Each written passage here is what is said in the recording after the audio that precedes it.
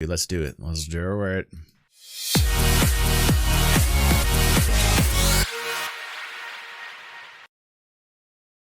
All right. I'm loving this. I'm loving the new monthly report format. You know why? Because they're putting videos in it. I'm a video kind of picture guy. When I was a little kid, I like the pictures. You know, okay, the text is important, right? You learn that as you get older, but you never disconnect from the pictures. You never disconnect from coloring. You never disconnect from beautiful artwork like this. Oh my God, look at that. Let's just take a second here. Right, Ross. Let me just take a second here and appreciate this. This connects on a level I can't explain. It's like when I looked at my first love, you know? It's like when I stare across there and I just knew it. And I'm like, that's the girl for me.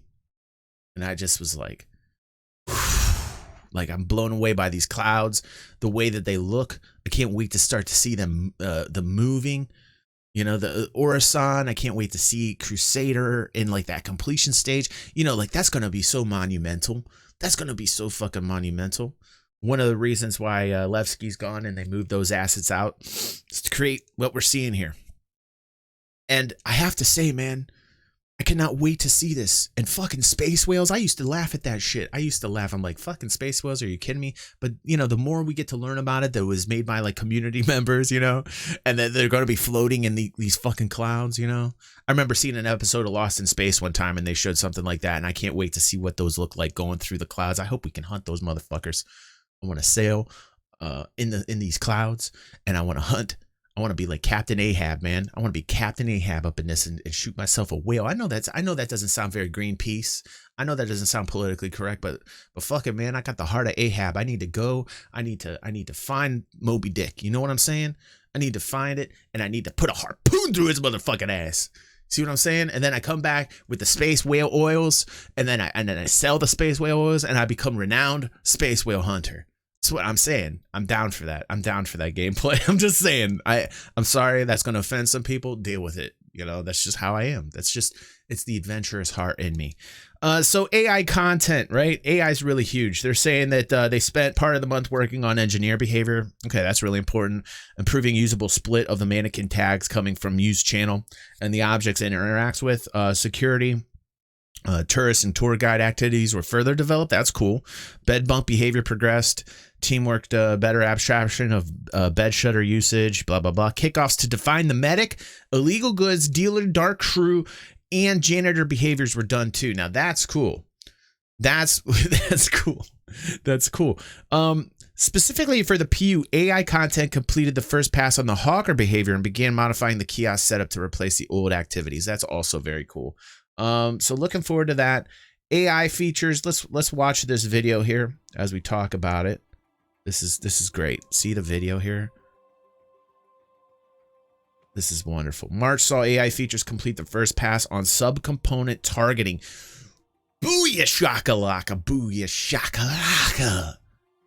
Yeah, this is how integrated into the main game dev branch and will initially improve the behavior used when smaller vessels attack capital ships.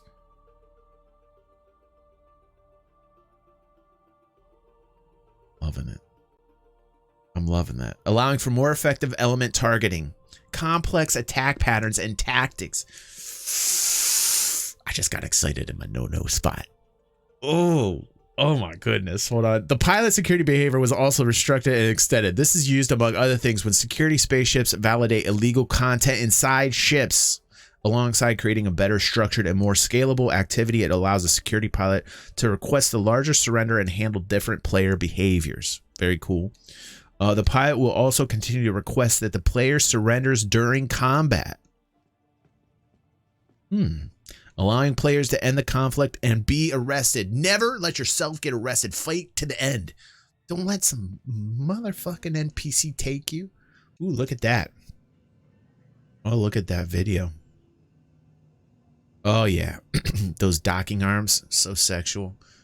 So sexual. They also work to allow AI pilots to correctly dock at any supported location. This functionality is similar to landing as it allows ships to navigate close to the collar and then perform docking maneuvers. Yep.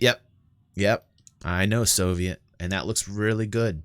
And I can't wait for this. And I cannot wait for this. The eat and drink behavior was further developed, particularly chow line usage. Interesting.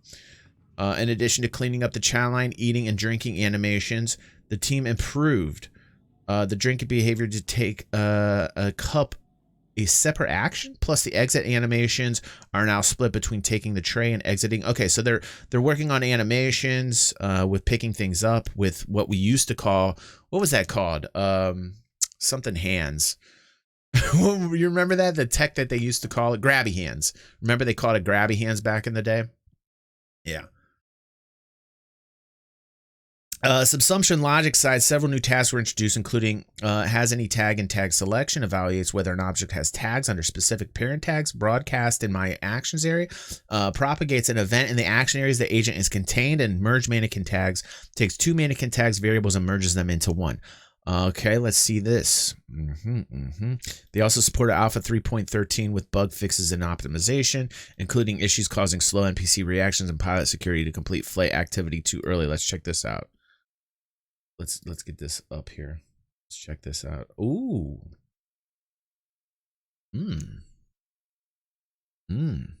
Checking it out.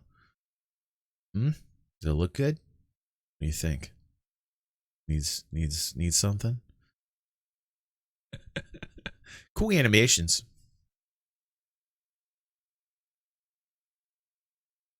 When they scratch the back of their head like that, they don't know what they're doing. Fire this guy. You see that? He's like, he's shaking it. Okay, that's a sign. Okay, do not hire that guy. As a number, if we're gonna get NPC crew like we've been talking about, if you see your NPC crew do this, they start shaking it. That's the first line of defense against hiring yourself morons. You gotta keep them out of the organization if they start shaking it like that. Right, dude. Like, what is he doing? Come on, dude. I think he put it in the wrong spot. It looks crooked. It totally looks crooked. Oh God. Okay, I can't watch any more of this because it's just too scary. Anyway, that animation is awesome. Let's see what else we got here. Oh, now this is cool. This is cool.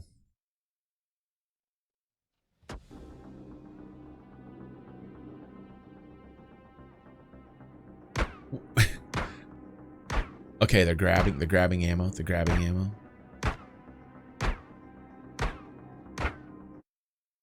Wow. Oh, am I missing something really important? It better be good if I'm going back. It better be good. Let's keep watching. Soviet says keep watching, so we will. Just remember, he needs to do something like dance right now. Soviet, if it's really fantastic, he has to dance. You dancing? Okay, he's smacking it. Smacking. This sounds bad. This, like, if you were just listening right now, not watching the, what's happening, and I'm saying he's smacking it, you'd probably wonder. Like, what else does he do? Does he break dance?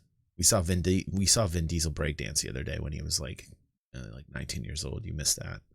Soviet, you missed that one.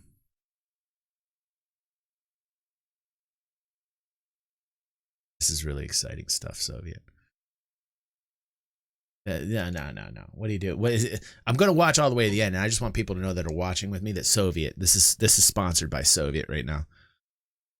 Soviet's gonna need to put up some bits. Soviet, time is money, dude. You're like you see what Soviet.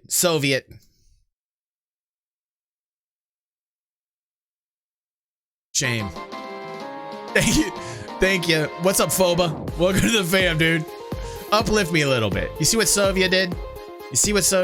We were waiting for something. A little bit more. We got what the guy was doing with the animations. I spent the perfect amount of time as a professional. You understand? This is a long report, dude. So AI tech, they got 3D pathing done better. Last year, code was introduced to give a hierarchical structure to the subsumption. Allows the team to create a state machine that describes the mental state of an NPC. Preserves it across multiple activities. That's cool that there's a record, that there's a history to these NPCs. That's something that we want to Ross, shut it. For example, surviving in a 0G environment requires an NPC to have specific knowledge and handle requests. So each one of these have their own attributes, you know, and have the history of them add up. That is really cool. That's something that we really wanted to happen. So that's neat that work's being done there on that. Improvements were also made to navigation links. Okay. External linking of navigation mesh triangles. Essentially, two disconnected triangles connect and become traversable using animation. Explicit locomotion linkage. That's cool. In doing so, the navigation link component was simplified to allow the explicit instantiation of extensions that can use different types of data to create external links. Cool. So work on the AI is being done. That's great. That's great. Okay, let's see what we got down here. Automatically create group channels. Wait. What did that say? What did that say? Hold on. Automatically create group channels based on the target. Let's get this over with. Let's get this over with. Away. Let's see what you Let's got. Get this over with. You fucked up. Let's get this over with. Ooh. You fucked up now. Goddamn right. Let's get this over with. Oh, I like this. You I like just that. Walked away. Yeah. I like that. It's I like that. Over with.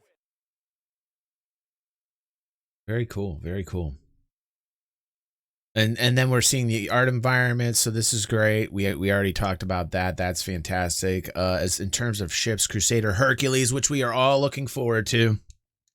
Only the A2's bomb release mechanism requiring further attention, and then we can get that boy out. That'll be nice. I'm really looking forward to the Hercules. I know Seer is as well. That's one of our faves. We're really looking forward to that ship. March saw the Aegis Redeemer progress through the final art phase. Oh, yes, we saw that. Exterior and man turrets both nearing completion. We talked about that on the channel. More ships were converted to hard surface shader to make them paint ready. We saw the wear and tear on ISC, man. That fucking wear and tear, man. That is so cool, man. I'm so digging it. I'm so digging that tech, man. That looks so cool. You know, it looks so realistic. It looks so damn good. The art in terms of weapons, we got the S7 bearing ballistic Gatling. We know that. The Gatling gun, man. I mean, come on. Everybody needs a Gatling. Everybody needs a Gatling. No 400. We're not talking 400 right now.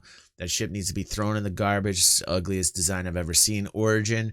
The only ships in terms of design that I like are the 100 and all the way to the 890. I like the extremities. Everything in the middle.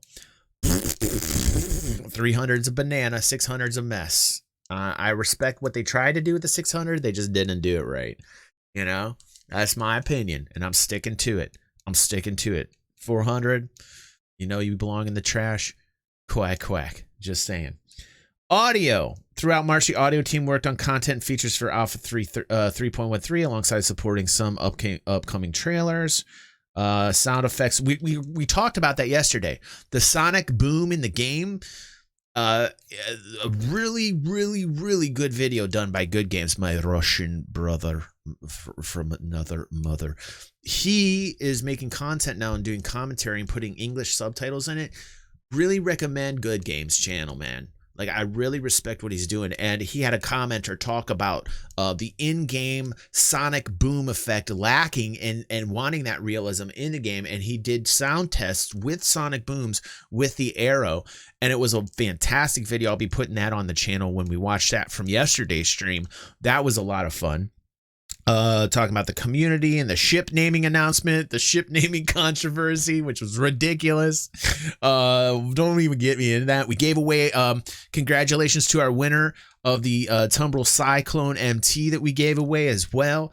Very happy that one of our VIP members won that. We are giving away a Nomad this month, and it's like $200 worth of prizes. If you guys are interested in giveaways on the channel, check that out. In terms of the engine, All right.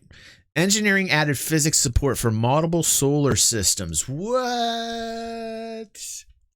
What?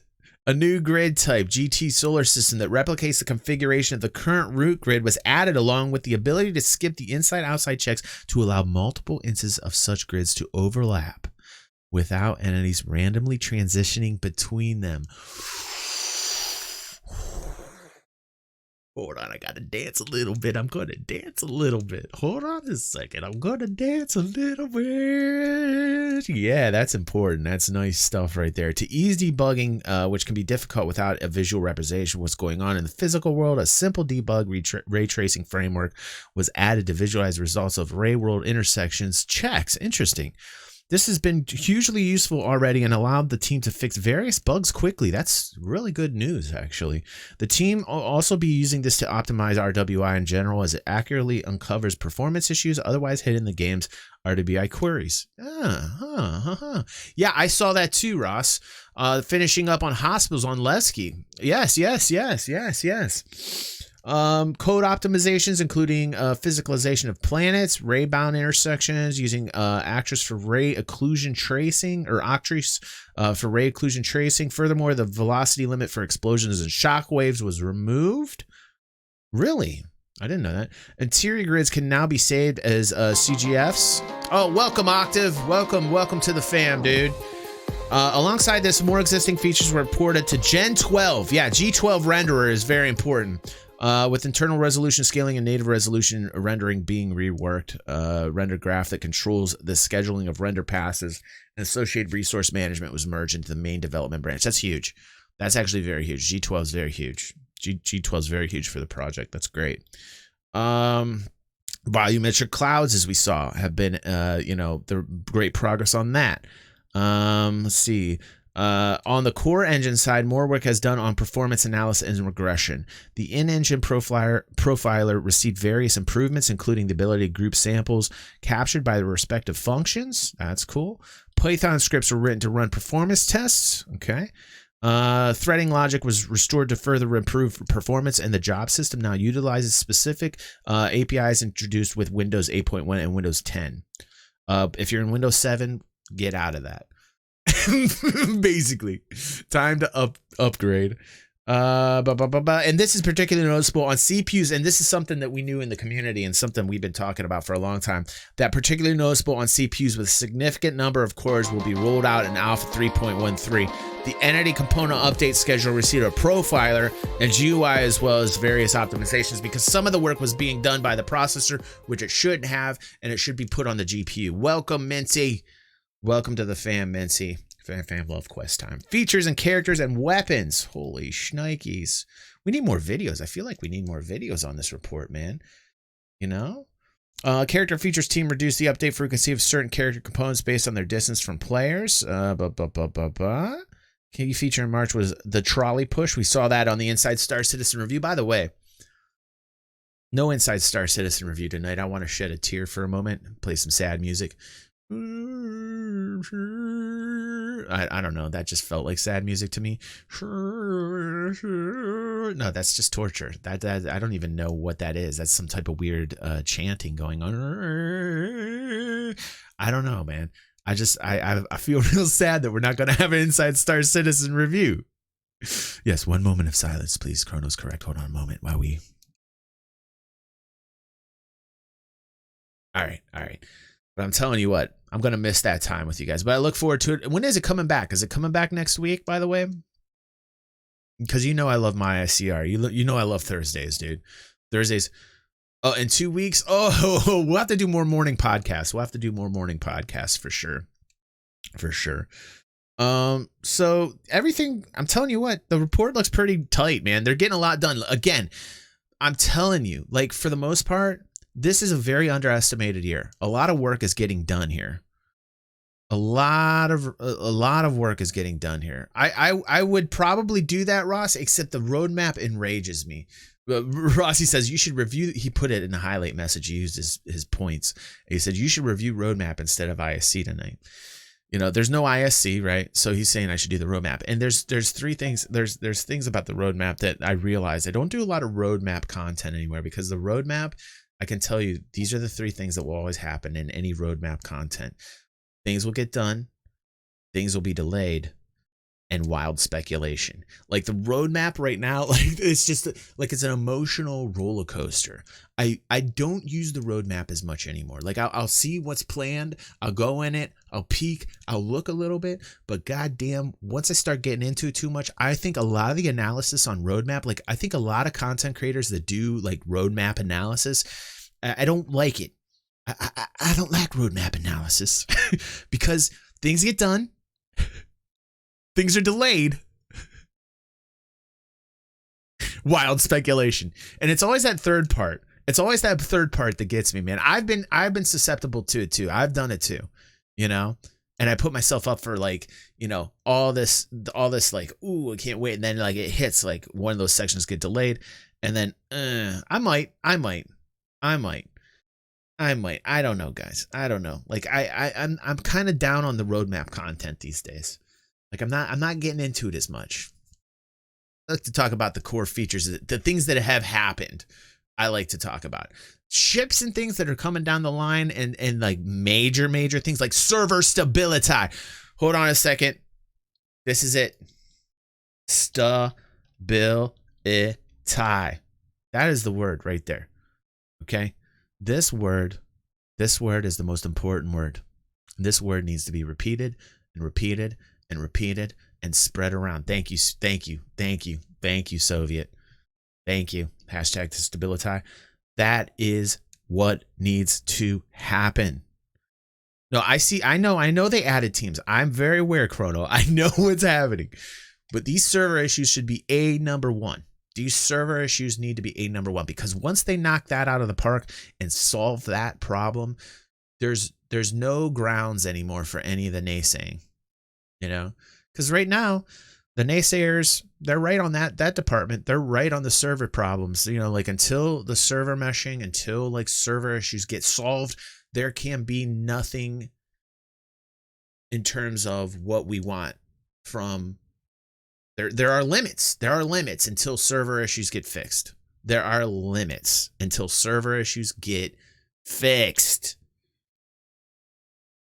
And that needs to be the number one. By the way, Bucha, congratulations. You won the gamer coffee. I put a DM up. I got a DM on you, and I asked for the address. Let me know, and I'll be shipping this out. If you don't want it, let me know, dude. And then I'll get somebody else that wants it. But congratulations to Bucha for winning the gamer coffee on the last one. Okay, and let me know, dude. Good to see you, man. So let's get back to this. I got sidetracked. So features and gameplay. Features team spent March preparing features for Alpha 3.13, fixing critical bugs. US-based team worked on 2 new mobiGlas features, the Reputation System app and Asset Manager. We saw that on Inside Star Citizen. We talked about that already. You can check that out on the channel. The engineers finalized the TDD for the Asset Manager and began to create the provider that will manage a majority of the application logic. Meanwhile, design completed polishing tasks and bug fixing for the Reputation System app, now known as Delphi, which will be launching with the Alpha 3.13. I look forward to it. I really look forward to it. I want to see what's up with that. I want to see if it's easy to use. And hopefully it is. And the US team continued to plan for the upcoming cargo refractor. With the goal of the physicalizing cargo contained within the grid. Physicalized cargo, yes. Yes, please. Awesome. Love that. This refactor is quite extensive, as the cargo and commodity system is intertwined with several other areas. They should mention those areas. They should. The team will also convert the commodity kiosk from Flash to building blocks.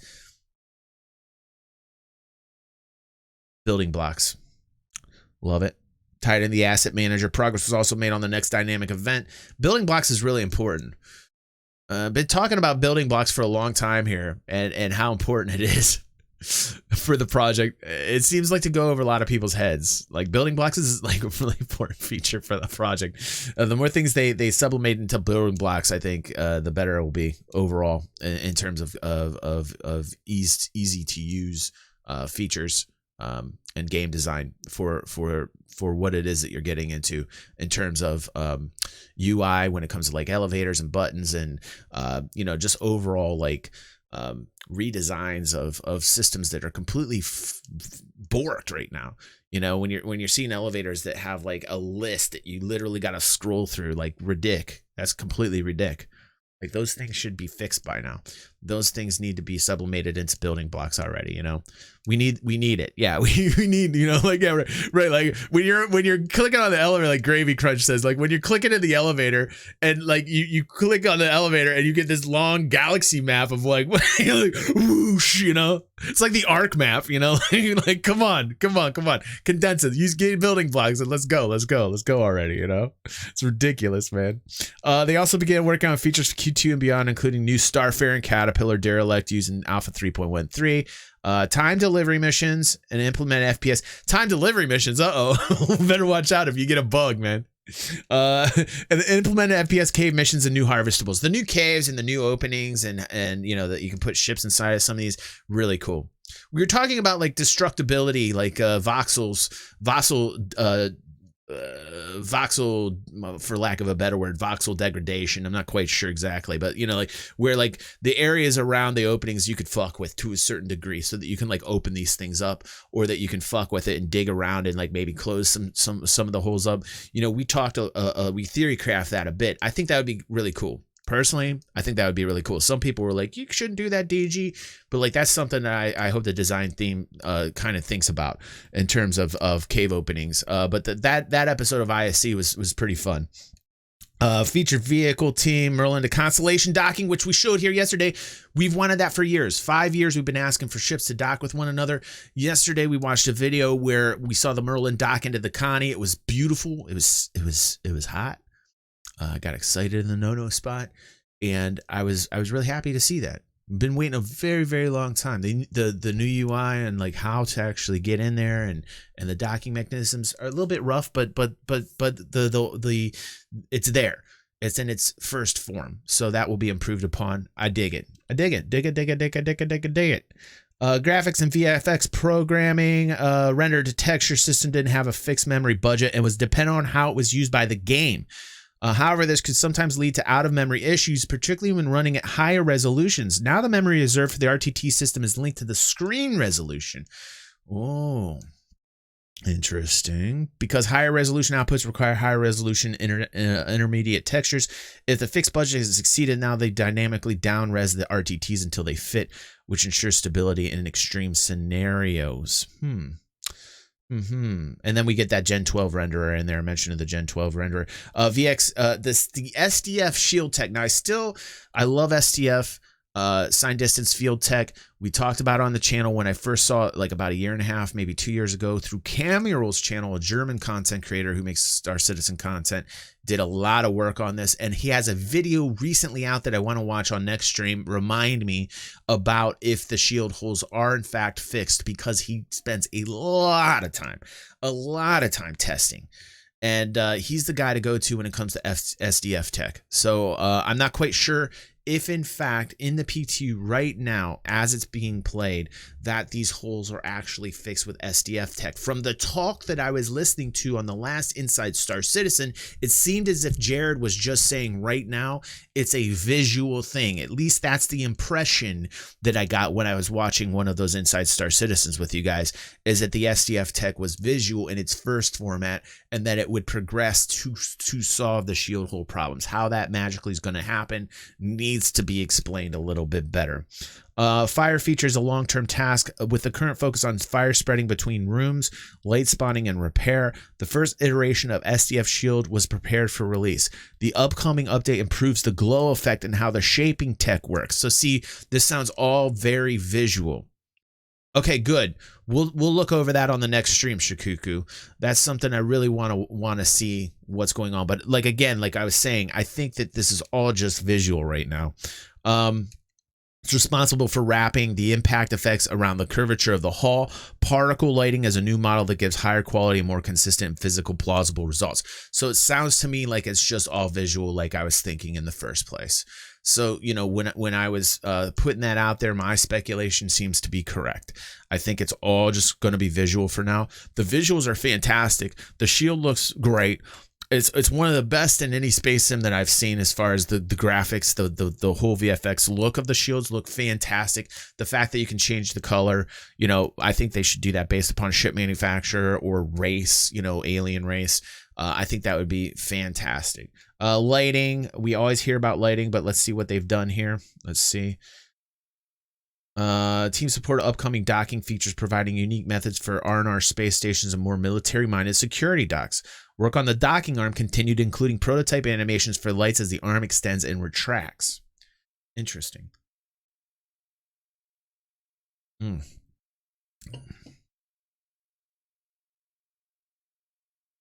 mean, the lighting's always been pretty phenomenal.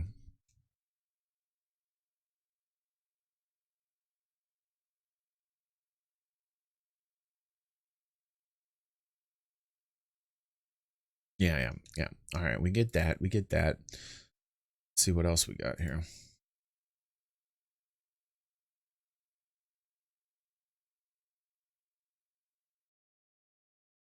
Now, this looks like it's in the arm. This looks like it's in the new docking arm, perhaps.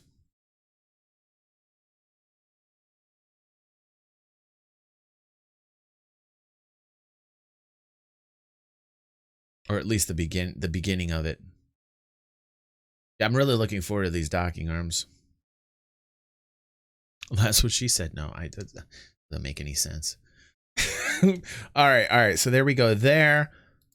Right. Okay. All right. So different lighting. Let's see, what else do we have here?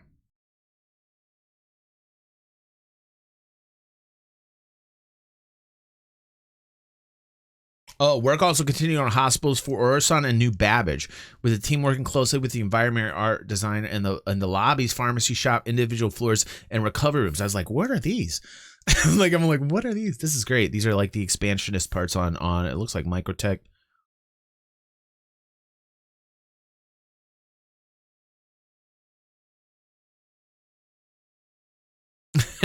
Soviet. All right. It's looking good. Let's see here. We hired additional staff to support the growing needs of the service and backer base. They also worked on ship naming and player relations. So we also know that we did a story here yesterday where they rented out new office space, about 3,000 square meters in Frankfurt. You can check that out on the channel. I just posted that story. For some reason, it didn't get a lot of views. I guess nobody cared about it, but I thought that was pretty significant because apparently what Killian was saying, who lives in Germany, a member of our community, is that it's about 38 pounds or 38 euros per square meter. So if we take that number, okay, let me just say, I wish I would have talked about this yesterday, but I didn't know that information. But he's familiar with the building. He told me where it's at, and he researched it and said that it was 38 euros per square meter. That would mean that per month, Cloud Imperium is spending $114,000 for their new Frankfurt office, man. That is some serious cabbage. And I might have more to say about this topic. You know, didn't seem like there was a lot of people that were interested in it, but I do have a lot more to say. Maybe I'll make a podcast about that. But I think I have a lot more to say about $114,000 a month. No, I think it's everybody that's currently in Frankfurt offices that are crammed are going to be moving into the newer headquarters. Because I remember hearing, I think it was Brian Chambers talk about how crammed it currently is and that they need more space. Good morning, Klesk. It was the one project, Booja. It's on the channel. You can check it out. I got all the info there. We went to the site yesterday on stream and we looked it out. But the $114K per month, they're not planning to move until 2022. There were a couple people that were upset in the comments and were saying that hey, they should just work from home like they are now because it's best for the expenses. But depending upon what the fuck's going to happen with COVID, we just all don't know anyway. What's going to happen if people do start going back to work, man? That looks pretty snazzy. The new place, man. It's got hotel area. It's got like a huge lobby restaurant area. It's got like a sky bar. It's like, go check out the channel. Go check that out. In Frankfurt, QA continued to support the features team. All right, cool. Engineering focus shifted to server stress testing. Engineering focus shifted to server stress testing and minimum PC spec testing to help improve the overall stability of the game. More of that needs to happen. QA worked alongside the tools team in their continued testing of DataForge, Star Wars, Excel Core, and the Sandbox editor. Work also began on a new tool that will allow QA to take a more proactive approach to testing. Interesting. I'd like to see some more information on that. Hopefully, I know some of the devs watch. If you're watching this right now, put a word in, and we'd like to see a little bit more info on that. That'd be cool. Tech animation. So, here's the new turbulent game services. Continue working on server meshing. We know the new offices in Montreal. They're taking on additional responsibilities now. We'll see. Yeah, Frankfurt is expanding. Frankfurt is expanding to an entirely new place, Klesk. Let's see here. I think I need to know all I need to know. Yeah. VFX, they're talking about SDF Shield Tech again. There we go. All right, cool. Whew. Man, when we do these, it's always a lot of work. It's always a lot of work. Let's get back to the show, man. Yeah, we'd love to. Tell us a secret goodie on the live show. We'll be right back.